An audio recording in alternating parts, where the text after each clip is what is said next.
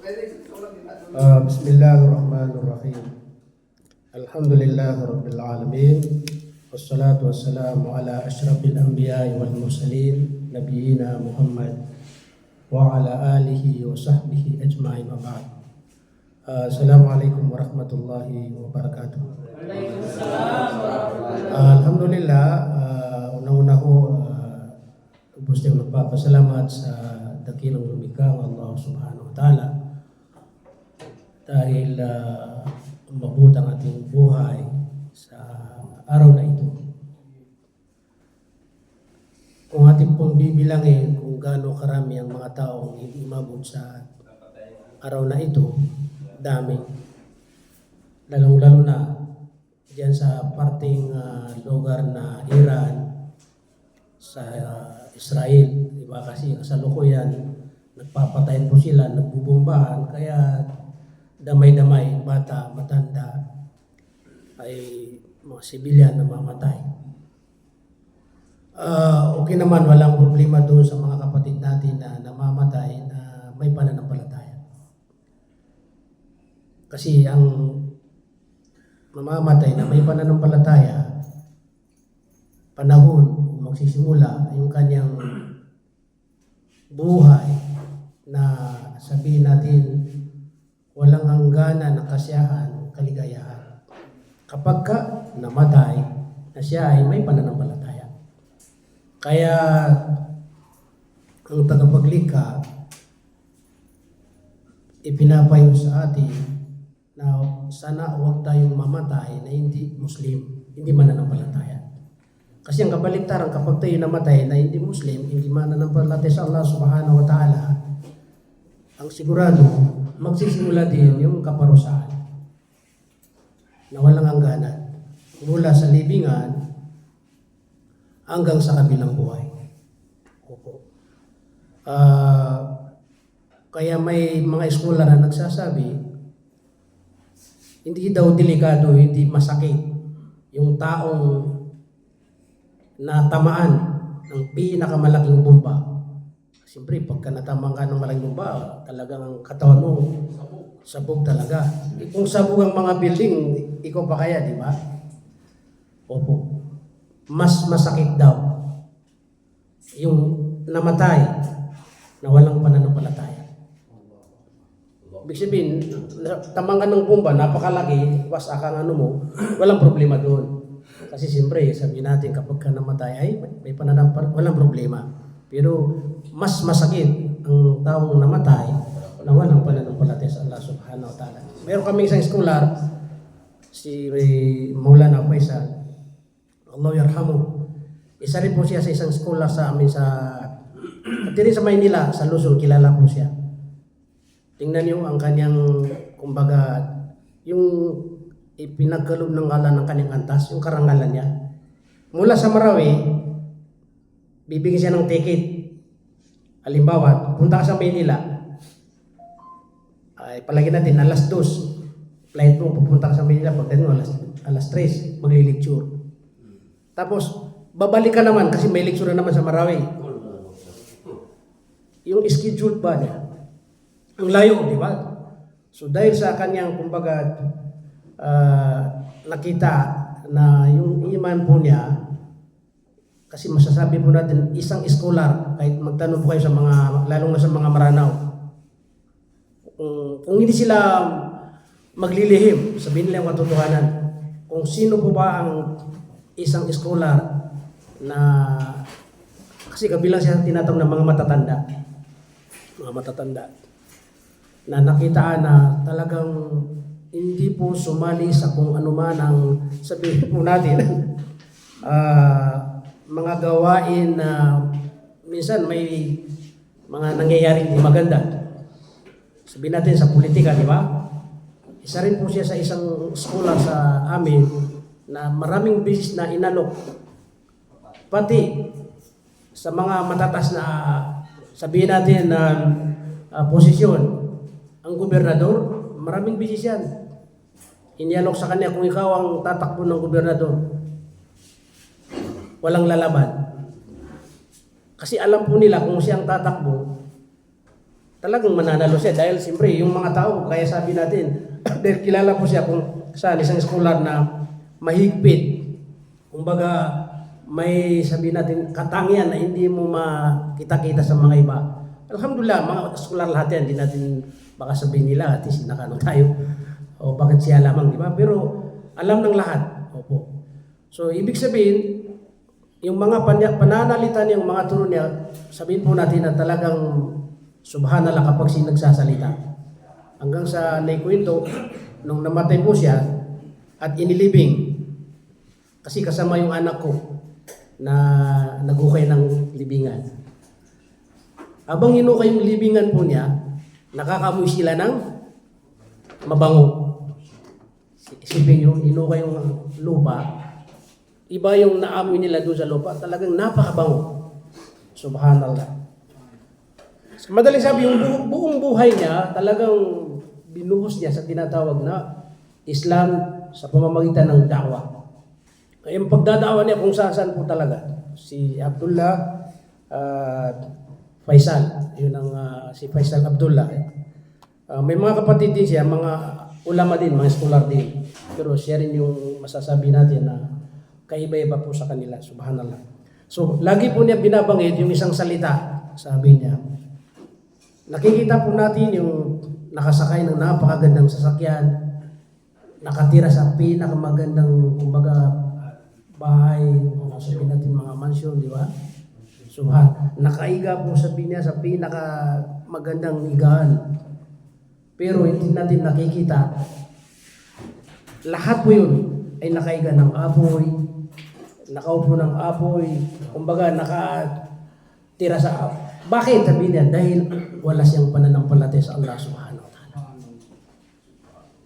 Kasi oras na mamatay po siya, talagang susunugin po tayo. Kasi siyempre, wala nang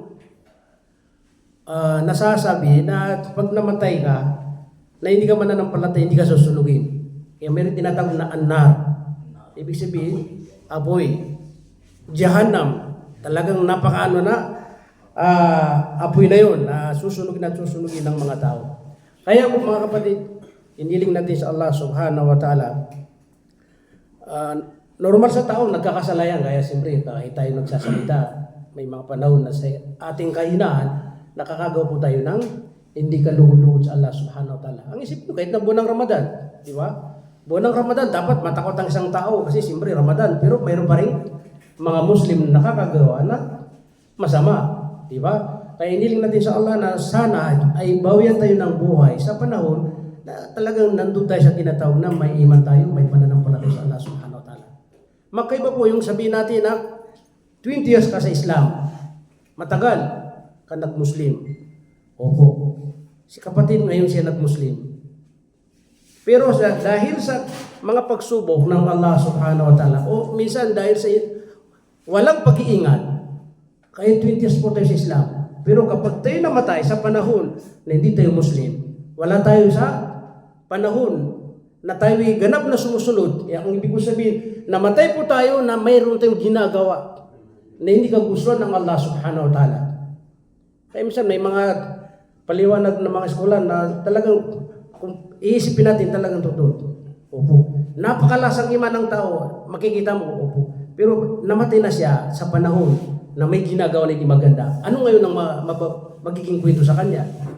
Yung bang kanyang lakas ng iman? Hindi. Kapag siya namatay sa panahon na may ginagawa siya at napag-alaman ng mga tao, siyempre ang magiging kwento ay, sayang, namatay siya ganito, ito palang ginagawa niya. Di ba? So yun, napakasakit yun. Na naghahanga ang mga tao na ikaw ay talagang isang mananampalataya, malakas ang iman, pero yung pala namatay ka ay sa panahon na ibang pinag-usapan. So, kaya yan ang hiniling natin sa Allah. Naway bawian tayo ng buhay sa panahon na nalulugod ang Allah subhanahu wa ta'ala. Allahumma tawaffana wa anta radin 'anna. Yun ang nabanggit. Allahumma tawaffana wa anta radin 'anna. Anni. Kapag marami, yun ang babanggitin natin. Aming Panginoon, naway bawian niyo kami ng buhay sa panahon na nalulugod ka sa amin. Wa anta radin 'anni. Ako. Anna, lahat tayo. So, pwede natin gawing pangkaramihan, plural. Aming Panginoon, naway bawin niyo kami ng buhay sa panahon na nalulug po kayo sa amin. Allahumma tawaffana wa anta radin 'anna. Okay. So, yun po ang una ang ating pong mapasalamat sa Allah Subhanahu wa Ta'ala dahil tuloy po ang ating sake. Na umabot tayo sa araw ng Friday at hindi yun lang na umabot tayo kundi binigyan po tayo ng Allah ng tawfiq na nakapagsala po tayo ng Salatul Juma'a. Alhamdulillah. At pagkatapos, nandito naman tayo sa ating eskwelahan, hindi kaya pag-aaral. So, ito po yung pinakasabihin natin na mainam sa lahat ng biyaya ng Allah na nating natatanggap. Na tayo ay lagi pong napapahintulutan, nabibigyan ng pagkakataon na nagugugol niya ang kanyang oras para sa landas ng Allah Subhanahu wa Ta'ala. Opo. Hindi po yung lagi ka kumikita ng marami, araw-araw, mga kwento ay ganito. Alam mo, ang kanyang kinikita sa araw-araw, pinakamababayan 10,000, pinakamababa 5,000. Kahit sabihin natin, million yun kung wala siyang pagsasagawa o hindi niya ginagawa ang kagustuhan ng Allah Subhanahu wa Ta'ala, di ba? Lalong dumadami ang problema niya o kasalanan niya dahil hindi po niya ginagawa ang kagustuhan ng Allah Subhanahu wa Ta'ala. So mga kapatid, bago natin makalimutan, ang ating pong programa kapag after Ramadan, Salatul Juma'a ay magbibigay po ito ng maikling translation doon sa khutbah kung anong napag-usapan doon. Hindi natin kaya po lahat. Kaya pinapakinggan po natin kung ano po yung makukuha po natin doon na pinaka madali natin na makuha, yun ang ibinabahagi po natin. Kumbaga, sinisukat po natin mga kapatid namin sa pananampalatayang Islam. Ang pinakakabuuan po ng translation doon o khutbah ng ating imam ay patungkol po sa pagsasagawa ng mga gawain na kung saan para lamang kay Allah Subhanahu wa Ta'ala. At kasama roon, yung kung talikdan po natin ang mga hindi magaganda para lamang kay Allah Subhanahu wa Ta'ala, tiyak na ito ay mayroong kapalit. Ibig sabihin, papalitan ng Allah Subhanahu wa Ta'ala ng mas pinakamainam. Kaya, yan po ang hiniling natin sa Allah Subhanahu wa Ta'ala, na maging madali po sa atin na gawin ang mga kagustuhan ng Allah Subhanahu wa Ta'ala na para lamang sa Kanya. At talikdan ng mga ipinagbabawal o mga masasama para lamang sa Allah Subhanahu wa Ta'ala. So tingnan niyo po, ang isang Muslim mananampalataya, lagi niya sinechik ang kaning gawain para lamang kay Allah Subhanahu. Kasi wala tayong ibang dahilan o layunin kung bakit tayo nandito sa mundo, kundi sumamba lamang para lamang kay Allah Subhanahu wa Ta'ala. Kaya yung salita inna salati wa nusuki wa mahyaya wa mamati lillahi rabbil alamin, ito yung kabuuan ng lahat ng aking pagdarasal, yung aking pag-aalay, yung aking kamatayan, yung aking buhay, lillahi subhanahu. Lahat ito ay para lamang kay Allah Subhanahu wa Ta'ala. Kaya hindi dapat mayroon tayong isinisingit na kung saan para sa iba. Para kay teacher, para kay kapatid, para kay kaibigan, para kay asawa, para kay muder, para kanino, para may ibang layon. Hindi yun. Kasi pag oras na mayroon mga ganon, wala po tayong inaasahan na makakamit ng kaluhuran ng Allah Subhanahu wa Ta'ala at kapatawaran ng Allah Subhanahu wa Ta'ala. Na samantala, bawat gawain po natin na para kay Allah, may kaluhuran at kapatawaran na binibigay ng Allah Subhanahu wa Ta'ala. So mga kapatid, yung ang sabi po niya, ang mga sahaba ng Propeta Muhammad sallallahu alaihi wasallam sa kanilang kapanahunan, sila ay nag-uunahan sa mga gawain, sabihin po natin at mga gawain ikalulugod ng Allah Subhanahu wa Ta'ala sa iba't ibang kumbaga uri ng pagsamba. Opo. Kaya mayroon siyang kinuwento patungkol sa pagbibigay ng sadaka.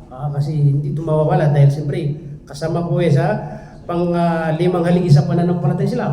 Ay may tinatawag na itaw zakah.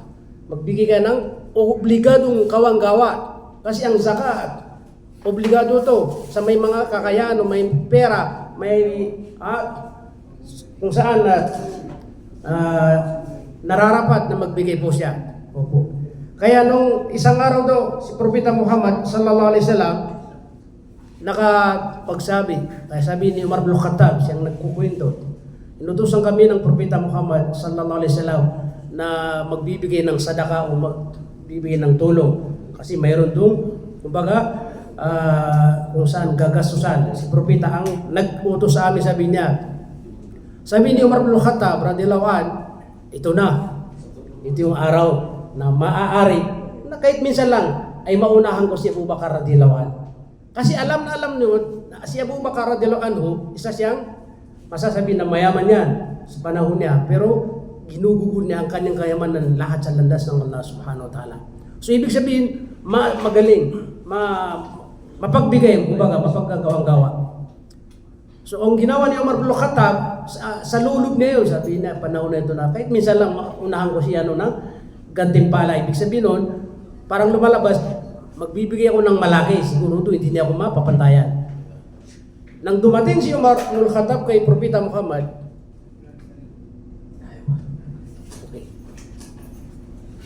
Propeta Muhammad sallallahu alaihi wasallam, at dala-dala niya ang kanyang, kumbaga, sadaka. Sabi ng Propeta Muhammad, "O Umar, ano po ba ang ibinigay mo na kung saan sadaka mo?" Sabi ni Umar bin Khattab radhiyallahu anhu, "Kalahati." Sabi niya, bali, yung iniwan mo sa pamilya mo, sabi niya, kalahati rin. Kumbaga, yung kayamanan ni Umar bin Khattab, inati niya sa dalawa. Yung isa binigay sa Islam. Yung isa para sa kanyang pamilya. Siyempre, nandyan tayo. Yan ang ating, kailangan mayroon sa pamilya. Kasi pagka walang sa pamilya, malaking problema yan, di ba? Magagalit ang asawa. Maaari na mag-away kayo. Kasi siyempre, bakit ito binuhos yan lahat sa landas ng Allah subhanahu wa ta'ala. Subhanallah. So yun ang nasa isip ni Umar bin Khattab, yung pagbibigay niya ng sadaka, nakalahati sa kanyang kayamanan, ang akala niya, yun ang pinakamalaki. Eh may dumating si Abu Bakar radhiyallahu anhu. Pagdating ni Abu Bakar, nung nakita niya, parang sumagi sa isip kagad, sa isip niya, sabi na, baka siguro, hindi ko, kasi ang nakita niya, kumbaga ang dala-dala niya, parang lahat ng kanyang kayamanan, parang ganun. Nang dumating si Abu Bakar, tinanong ni Propeta, ano mo bang iniwan mo sa pamilya mo? Kasi dala-dala niya lahat ng kanyang ano. Sabi ni Abu Bakar radhiyallahu anhu, wala. Allahu wa Rasuluhu. Ang Allah at ang kanyang sugo. Ang ibig sabihin, totally, wala ni kahit katiting lamang na iniwan sa kanyang pamilya. Ito yung minsan napapag-usapan. Kasi yung iba, hindi pwede yan sa Islam kasi lahat ng kaya mo, inubos mo sa landas ng Allah subhanahu wa ta'ala. Ito yung minsan itinatanong, di ba? Bakit nung panahon ni Propeta Muhammad sallallahu alaihi wasallam, na narinig na si Abu Bakar radhiyallahu anhu ay sinabi niya, lahat ng aking kayamanan ibinigay ko sa Islam. Ginawa sadaka. At walang iniwan sa pamilya, kundi Allah wa Rasuluhu. Nagalit pa ang nagalit pa ang Propeta Muhammad sallallahu alaihi wasallam. Wala ni scholar na makakapagsabi na hindi, nagalit si Propeta kasi siyempre bakit ibinigay lahat sa landas ng Allah subhanahu wa ta'ala. Hindi.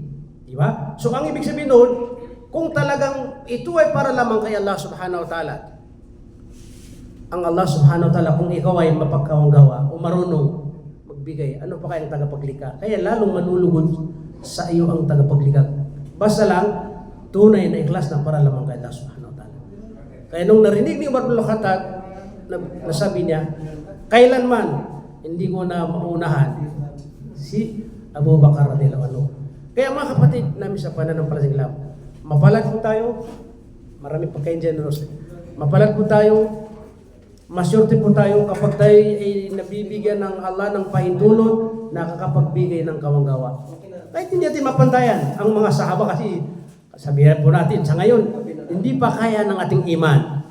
Hindi pa kaya ng pananampalataya ng ating pamilya na lahat ng maipuno, ibibigay mo sa landas ng Allah subhanahu wa ta'ala, baka hindi ka makapasok sa bahay. Di ba? Yung pinakamababa, ilang porsyento lang. Di ba? Kaya subhanallah, dahil doon sa lakas ng iman at pananampalataya po nila, kaya dahilan na nagagawa po nila yun. So ang ibig sabihin doon, mahina pang ating iman. Subhanallah. Subhanallah. May isang kwento, sabi niya, nangyari din sa panahon ng Propeta Muhammad sallallahu alaihi wasallam. Dumating yung isang mama, sabi niya, "Ya Rasulullah, ako ay may pangangailangan." Sabi ng Propeta Muhammad sallallahu alaihi wasallam, kasi siyempre, alam ni Propeta na sa bahay niya ay wala rin. Subhanallah. Si Pino, kahit na ang Propeta, wala rin. Kaya normal po, yung may buhay na ganito na minsan wala, di ba? Normal na kasi, maski na ating mahal Propeta Muhammad, mga panahon na walang-wala talaga. Dahil wala ni may bibigyan ni Propeta sa isang nangangailangan, nagsabi, kaya normal yun na tayo minsan, nakakapagsabi tayo minsan. O, meron ding isang kapatid, di ba? Sunna yun. Meron din isang kapatid na nangangailangan. Sino sa atin ang, di ba? Mayroong kahit punti na tulong, may tulong sa kanya. Kasi yun ay taon. Taon, walang biriwat takwa. Magtulungan po kayo sa tinatawag na mabuti. At sa takot sa Allah subhanahu wa ta'ala. Yun. Kaya nagsabi ang propeta, sino sa inyo na magiging handa para, kumbaga, siyang aako o di magbibigay ng pangangailan ng tao. Isang sahaba, sabi niya, Rasul ako. Sabi ni Propeta, sige, sumama ka sa kanya. Di, abang sila naglalakad, ang sabi sa kaya to sahaba, naglalakad ang sahaba na medyo mabilis para maunahan niya yung kapatid natin na kung saan nangangailangan. Yung para makausap niya kagad ang kanya asawa. Pagdating sa bahay, sabi niya, oh, Mrs., mayroon tayong bisita ni Propeta Muhammad sallallahu alaihi wasallam. So, kumbaga asikasin natin ng maayos. Kumbaga, gawin natin ang lahat. Ang babae, dahil malakas ng iman, subhanallah, kahit alam niya na walang-wala, sabi niya, siguro alam mo naman, mister, na mayroon tayo, pero para lamang sa ating mga anak. Para lamang sa mga anak, hindi sobra. Subhanallah, tingnan niyo, alam niya na walang-wala, pero siya pang naging handa, ya Rasul ako ang nakahanda. Kung tayo yun, meron ako pero kaya hindi ko yan, di ba? Tapos tayo pang magsasabi, oh, sino yung may mga malaking sahod dyan? Di ba? Minsan may mga ganun. Subhanallah. O sino may mga malalaking sahod dyan? Siyang magbigay, siyang tumulong. Mayroong ganun ng mga style tayo, di ba? Style na ng mga kapatid natin. Pero ang mga sabay, hindi nila gagawin yun. Kahit alam nila na walang-wala, dahil nagunan sila ng mabuti, kahit na mayroon dun, maaari na mayroon dun mga sobra-sobra, di ba? Pero nauna siya. Ang propeta, kung sinong nauna, hindi na tinitin ang kalagayan. Okay, nauna ka. Ikaw ang ibig sabihin ng nakahanda. Kaya minsan may mga nangyayari sa mga eskwelahan. Ito, anak ng abroad, anak ng engineer. Kayo, kailangan malaki ang ibibigay nyo. Ito, alam natin na ito, mga 500. Hindi kayo, 2,000. Ano ba yun? Dapat pagka talagang maikhlas ang tao, di ba? Yun ang hintayin mo kung sino yung nakahanda. Kahit sabihin natin, mili ng pera, hindi nakahanda, di ba? Kahit ikaw ang napakalitang mo, ikaw ang nakahanda, ang pinakamahalaga doon yung ikhlas ng isang tao. Opo, subhanallah. Kaya sabi ng Mr. Sahaba, sige, gawan mo paraan, patulogin yung mga bata. Di ba? Ihanda natin yung pagkain na para sa kanila, para sa ating bisita. Subhanallah. Kaso lang, panahon yun, wala pang mga ganito na mga ilaw, di ba? Ano tawag din yung solo? Ganun. Sa amin, barabad. Ayan, nandiyan. Ang tawag doon, isang namin, solo at barabad. Medyo malaki-laki ang apoy niya.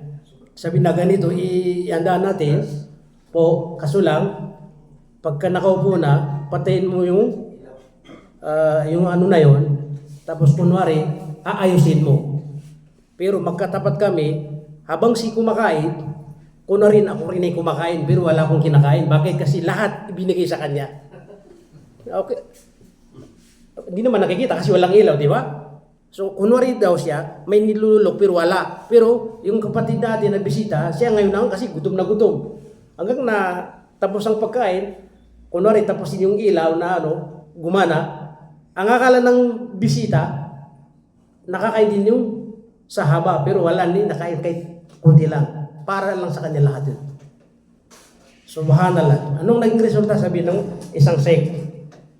Dahil sa meron siyang ginawa na subhanallah, kumbaga kaiba-iba. Kasi siyempre isipin mo, walang-wala ka tapos ikaw pang naging handa para doon. Doon daw ibinaba sa kanya yung isang aya na وَيُؤْثِرُونَ عَلَى أَنفُسِهِمْ وَلَوْ كَانَ بِهِمْ خَصَاصَةٌ.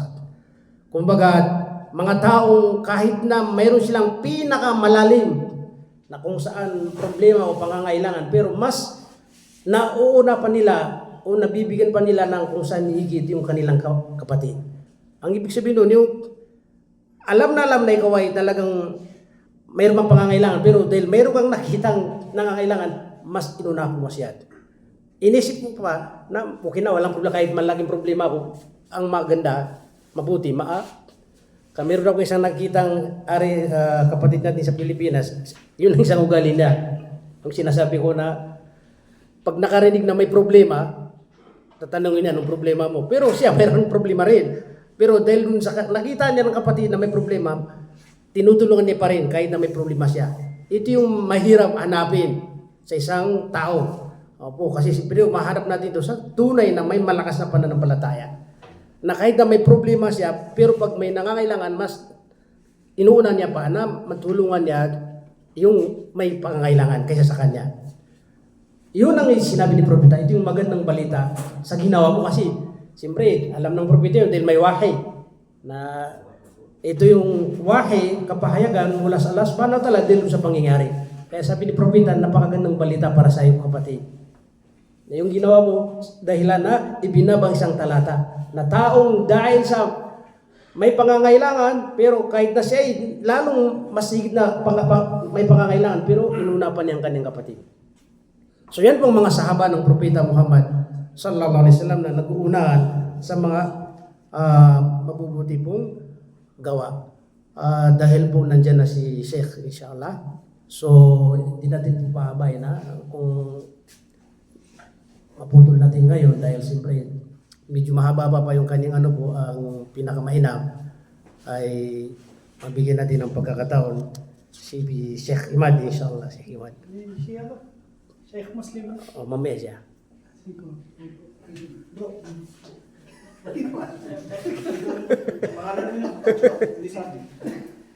Bismillah. Okay, so hanggang dito po lamang sa labo pakinggan natin din si Sheikh Imad inshallah para dagdag na po kaalaman inshallah ay mayroon ding napulot na aral sa aking ibinagi po sa inyo. Wassalamualaikum warahmatullahi wabarakatuh.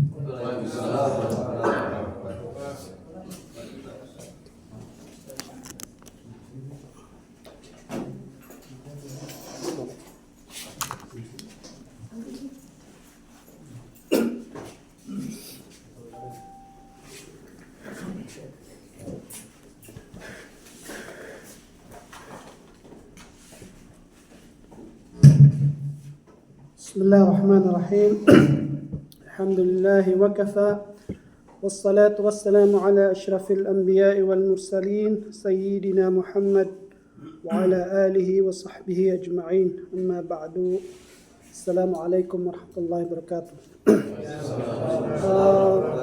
Mga kapatid sa Islam, hari naway mapasa atin ang kapayapaan.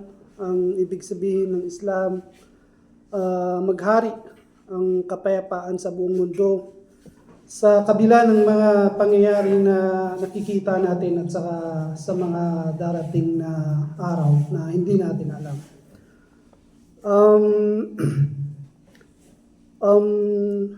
Pagsunod lang ito kay Sheikh Ustad Saad dahil ang katunayan ay hindi ako handa. At saka mahirap magsalita dito kasi sa mga ganitong bagay mahirap mag-imbento ng mga kwento-kwento para lang mag-inspire ng Yan ang kagandahan ng Islam. Sa Islam, bawal po ang magkwento ng mga kathang-isip lamang. Yung mga kwento ni Lola Basyang, bawal po yan sa Islam. Kahit po yan makaka-inspire sa mga tagapakinig. Ang susundan ko lang yung sinabi ni Sheikh Saad na yung kapatiran, anong klaseng kapatiran ang meron ang mga sahaba ridwanullahi alaihim at bakit sila nanalo? Bakit nila natalo ang Romanian Empire at saka Persian Empire? Anong meron sa kanila? Sinabi ng Rasulullah sallallahu alaihi wasallam na al-mu'minu akhul mu'min. Ang tunay daw na kapatiran ay yung mga mu'min. Yung sinabi ni Ustad Saad na may mga tao sa nung una na nagbibigay sa iba kahit ito ay may kailangan din sila, ay may basehan yan sa Quran. Yan yung pinakamataas na antas ng pagkakaibigan at saka kapatiran sa Islam, yung sinatawag na ithar. Sinabi ng Allah Subhanahu wa Ta'ala nung ito ay tumutukoy sa lalim ng kapatiran ng mga sahaba ridwanullahi alaihim,